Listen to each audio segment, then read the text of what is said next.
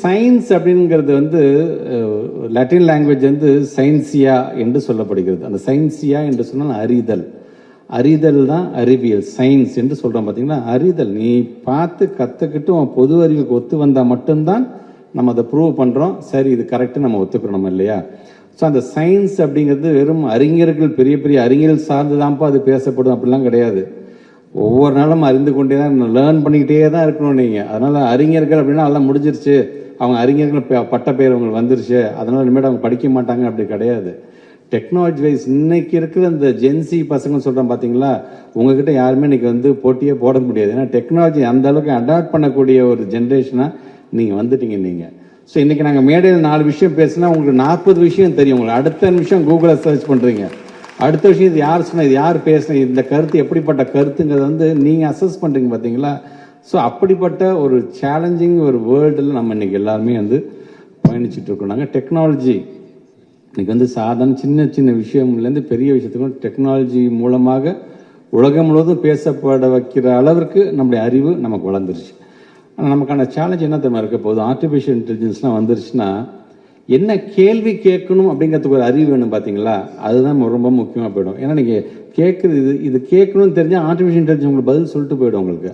ஆனால் கேட்கக்கூடிய அறிவை நாம் வளர்த்து கொள்ள வேண்டும். டெக்னாலஜி வைஸ், படிப்பு வைஸ், எல்லா விதத்துலையும் நாம் நம்மளை அப்டேட் பண்ணிக்கிட்டே இருக்கணும் நம்ம. ஸோ இப்போ வினாடி குவிஸ் போட்டு அப்படிங்கிறது இந்த வெற்றி தோல்வியில் நான் கலந்துக்கிட்டேன் அப்படின்னா அதெல்லாம் கடந்து உங்களுடைய மூளைக்கு நீங்கள் தருகின்ற உணவு, உங்களுடைய மூளையுடைய செயல்பாடு, உங்கள் மூளையை புத்துணர்ச்சியாக வைத்துக் கொள்ளப் போகிறீர்கள், உங்களுடைய மூளைக்கு நீங்கள் வேலை தரப்போகிறீர்கள். அப்படிப்பட்ட ஒரு ஈவெண்ட்டு தான் இது போன்ற குவிஸ் காம்படிஷன். அதனால தான் எனக்கு மாண்புமிகு தமிழ்நாட்டுடைய முதலமைச்சர் அவர்கள் இது போன்ற வினாடி வினாக்களை அரசு பள்ளி, அரசு உதவி பெறுகின்ற பள்ளியை சார்ந்திருக்கின்ற மாணவர்கள் கொடுத்து அதில் வெற்றி பெறுகின்ற ஒரு 25 பேரை நாங்கள் வந்து இன்னைக்கு இன்டர்நேஷனல் லெவலில் நாங்கள் டூர் கூட்டிகிட்டு போகிறோம். நாங்கள் ஸோ பீயிங் எ மினிஸ்டர் நானே அந்த பசங்களை அழைத்து கொண்டு நான் ஜப்பான் கூட்டிகிட்டு போகிறேன், சவுத் கொரியா கூட்டிகிட்டு போகிறேன், மலேசியா நான் கூட்டிகிட்டு போகிறேன், ஆஸ்திரியா கூட்டிகிட்டு போகிறேன், ஜெர்மனி நான் கூட்டிகிட்டு போகிறேன். அப்படின்னா அந்த கல்வி சுற்றுலா மூலமாக அங்கே இருக்கின்ற யூனிவர்சிட்டிக்கு நான் அழைச்சிட்டு போகிறேன். நான் அங்கே இருக்கின்ற ஸ்கூல் எஜுகேஷன் எப்படி நடக்குது, அங்கே இருக்கின்ற டீச்சர்ஸ் கிட்ட எப்படி நம்முடைய பசங்க எப்படி இன்ட்ராக்ட் பண்ணுறாங்க, என்ன மாதிரியான கேள்விகள் கேட்குறாங்க, தூரத்தில் இருந்து நாங்கள் பார்த்து அதை ரசிக்கிறோம் நாங்கள்.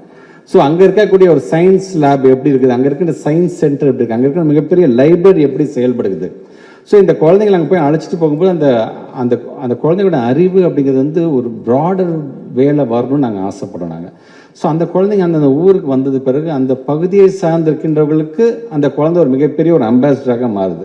நான் எந்த ஊருக்கு போனேன்னு தெரியுமா, அங்கே நான் என்னன்னு தெரியுமா நான் பார்த்தேன், நான் என்ன தெரியுமா கற்றுக்கிட்டேன் அப்படிங்கும் பொழுது அந்த பகுதியை சார்ந்திருக்கின்ற ஒரு கிராமம் அப்படின்னு நீங்கள் எடுத்துக்கிட்டிங்கன்னா அந்த கிராமத்தில் இருக்கின்ற ஒரு மிகப்பெரிய ஒரு பஞ்சாயத்து தலைவரோ அல்லது அங்கே இருக்கின்ற ஒரு பப்ளிக் ரெப்ரசன்டேட்டிவ் மட்டும் ஒரு அடையாளமாக இருக்க போகிறது இல்லை.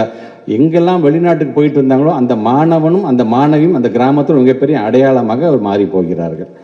பிளே ஸ்டோர் மற்றும் ஆப் ஸ்டோரில் இருந்து பாலிமர் செயலியை QR கோடு மூலம் பதிவிறக்கம் செய்யுங்கள்.